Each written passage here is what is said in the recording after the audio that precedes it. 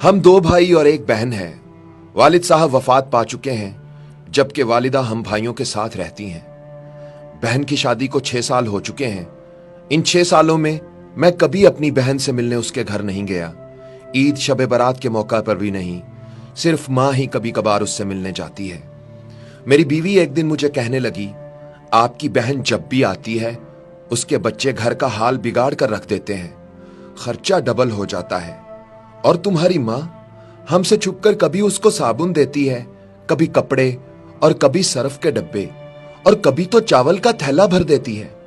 अपनी माँ से कहो ये हमारा घर है, कोई खैरात सेंटर नहीं है। यह सब सुनकर मुझे बहुत गुस्सा आया, क्योंकि मैं मुश्किल से घर का खर्च पूरा कर रहा था और माँ सब कुछ उठाकर बहन को दे देती थी।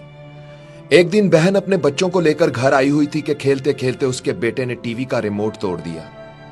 यह देखकर मुझे बहुत गुस्सा आया और मैंने माँ से कहा, माँ, बहन से बोलो हमारे घर सिर्फ ईद पर आया करे, और ये जो आप उसे साबुन, सर्फ और चावल का थैला भर कर देती हैं, बस बहुत हो गया, अब यह सिलसिला बंद कर दें।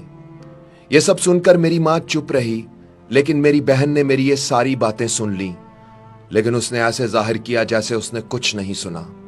शाम का वक्त होने वाला था। उसने अपने बच्चों को तैयार किया और मुझे कहने लगी, भाई मुझे बस स्टॉप तक छोड़ आए।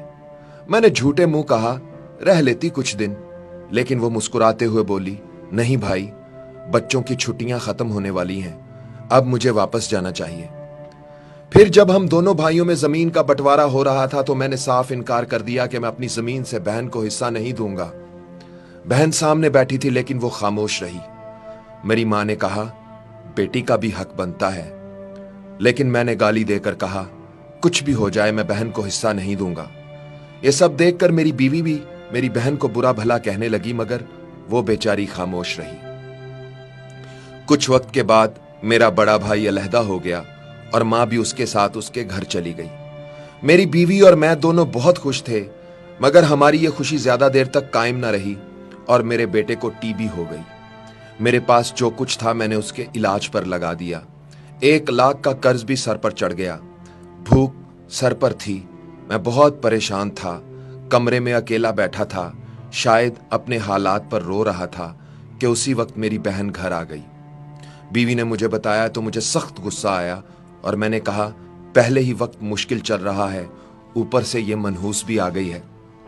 मैंने बीवी से कहा, कोई जरूरत नहीं गोश्त या बिरयानी पकाने की।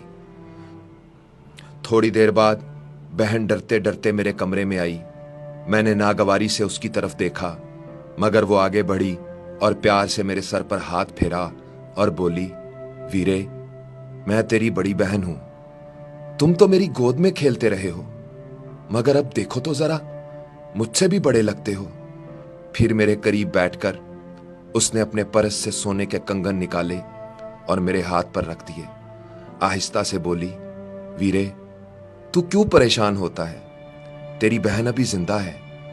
बच्चे स्कूल गए हुए थे तो मैंने सोचा जल्दी जल्दी से मैं अपने भाई से मिलाऊं।